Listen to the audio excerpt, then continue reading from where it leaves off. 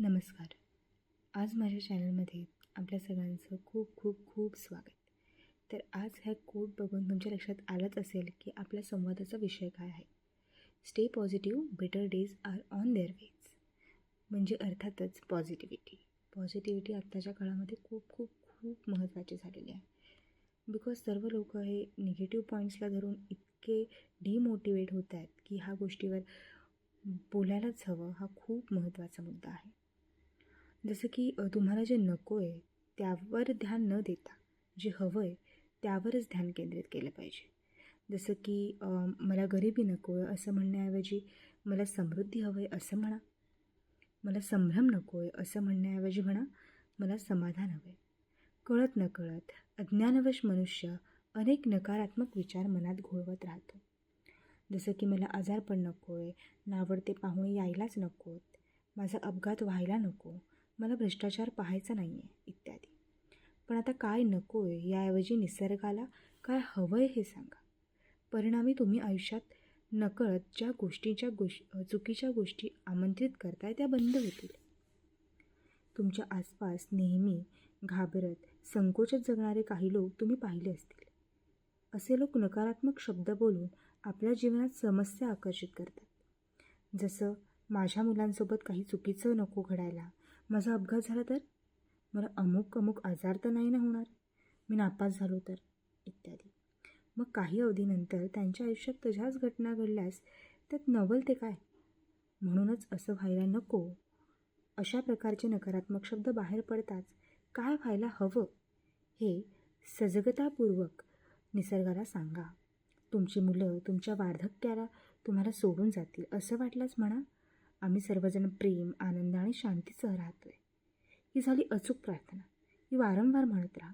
कारण नकारात्मक विचार करणं आणि नकारात्मक बोलणं ही माणसाची जुनी पुराणी सवय आहे. म्हणूनच तो चुकीचा शब्द वापरून डबल प्रार्थना करत बसतो. समजा एका विद्यार्थ्याला पास व्हायचं आहे, पण तो विचार करतोय माझ्याकडून इतका अभ्यास होईल का, मी फेल झालो तर. ही झाली डबल प्रार्थना.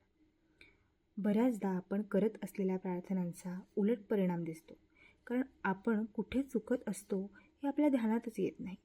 म्हणून सकारात्मक पंक्तींची मनात वारंवार पुनरावृत्ती करा.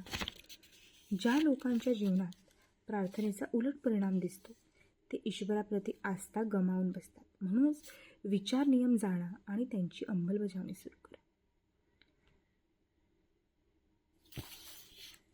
विचार नियमांची दृढता प्राप्त करण्याआधी बऱ्याच लोकांनी अनुभवलेले एक उदाहरण पाहूया. जसं की समजा तुम्हाला एक नवीन गाडी 2 व्हीलर किंवा 4 व्हीलर विकत घ्यायची. तुम्ही शोरूममध्ये गेल्यावर तिथे विविध रंगांच्या आणि वेगवेगळ्या मॉडेल्सच्या गाड्या पाहायला मिळतात. तुम्ही तुमच्या पसंतीनुसार गाडी बुक करता. म्हणजेच आता काही दिवसांनी तुम्हाला ती गाडी मिळणार आहे. पण मधल्या काळात काय घडतं, तुम्हाला सर्व ठिकाणी केवळ तीच गाडी दिसू लागते, तोच रंग, तेच मॉडेल. तुम्ही आश्चर्य व्यक्त करता, अरे त्याच रंगाच्या आणि मॉडेल्सच्या एवढ्या गाड्या अचानक कुठून बरं आल्या.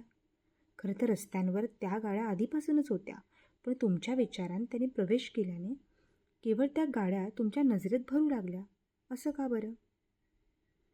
कारण आधी तुम्हाला त्या गाडीविषयी काहीच रस वाटत नव्हता. जसा तुमच्या मनात त्याविषयी रस निर्माण झाला, तुम्ही गाडी बुक केली आणि मग तुम्हाला सर्वत्र त्याच रंगाच्या आणि मॉडेल्सच्या गाड्या दिसू लागल्या. तात्पर्य असं की ज्या विचारात तुम्हाला रस वाटतो त्याप्रमाणेच तुमचं विश्व साकारतं. तेव्हा तुम्ही तुमच्या विचारांमध्ये काय काय बुक करून ठेवलं आहे, विचार नियमानुसार तुम्ही विचारांमध्ये जे बुक केलं आहे तेच तुमच्या आयुष्यात प्रकट होईल. तुम्ही जर प्रेम, आनंद, शांतीचं बुकिंग केलं तर त्याच गोष्टी प्रकट होतील. मग आता वाट कसली पाहताय. चला तर मग पुढे वाटचाल करूया. विचारांद्वारे सफल, समृद्ध, आनंदित, सुखी, संतुष्ट जीवनाचा आरंभ करूया.